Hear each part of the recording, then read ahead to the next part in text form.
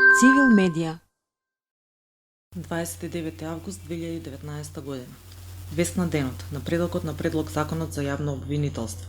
Собраниската комисија за европски прашања на продолжението на денешната седница усвои 10 амандмани поднесени на предлог законот за јавно обвинителство. Како што информира председателот на комисијата Артан Груби, предстои согласување на работните групи за преостанатите 41 амандмани. Комисијата во текот на денешниот ден ќе продолжи со расправата по амандманите, која може да трае најмногу 2 работни дена. Надлежностите на СЈО и на основното јавно обвинителство за гонење на организиран криминал и корупција треба да преминат во јавното обвинителство за гонење на организиран криминал и висока корупција, кој ќе продолжи да ги води започнатите постапки во фазата во која се преземени. Според предложениот законски текст, актуелниот јавен обвинител Вилма Русковска се предлага да продолжи да ја врши својата функција како јавен обвинител до завршување на нејзиниот мандат.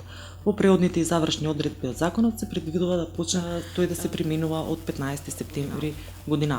2 деца оставени сами во возило во Ново Лисиче. 2 деца, женско дете на возраст од 7 години, машко дете на возраст од 4 години, што вчера беа оставени сами во автомобил на паркинг во скопската населба Ново Лисиче, пошто полицијата по реакција на граѓаните ги извадила од возилото и ги пренела во итна медицинска помош, се донесени во клиниката за детска болести и се во добра здравствена состојба.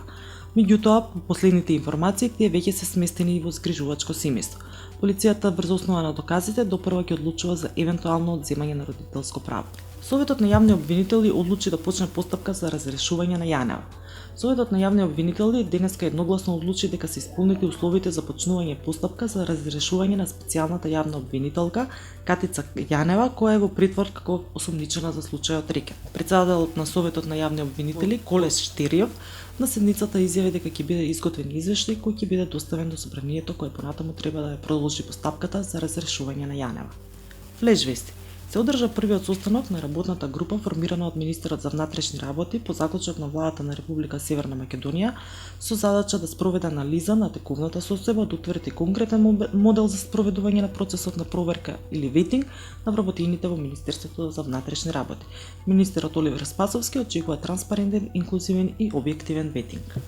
Судењето за насилствата пред општина Центар во јуни 2013 година продолжува на 10 септември, откако денешното рочиште се одложи поради ситуацијата со специјалната јавна обвинителка Катица Јанева, која е во притвор за случајот Рекет. На Универзитетот Свети Кирил и Методи из Скопје денеска и утре првиот рок за упис во прва година до дипломски студии во учебната 2019-2020 година. Според конкурсот на УКИМ, слободни се вкупно 10.710 места, од нив во квотата за редовни студенти има 5.402 места, во квотата за редовни со конфинансирање на студии 4.273 места, а за вонредни студенти слободни се 1.035 места. Цивилни активности.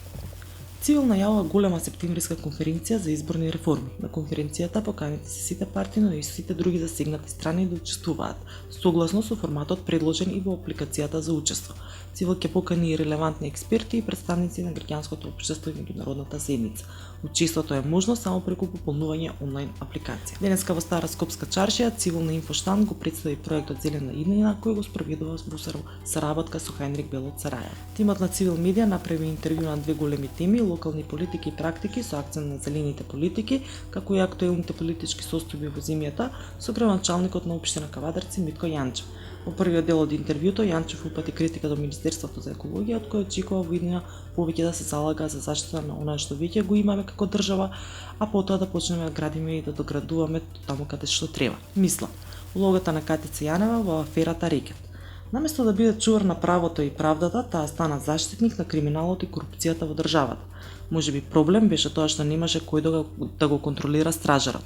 Обвинителките од СЈО се огласија и почна да се оградуваат од нивната шифица и да изнесуваат критики на низината работа, дури откако таа беше притворена. Пишува денешниот колумнист на Цивил медија Коста Стоименовски. Читајте повеќе на civilmedia.mk. Цивил медија.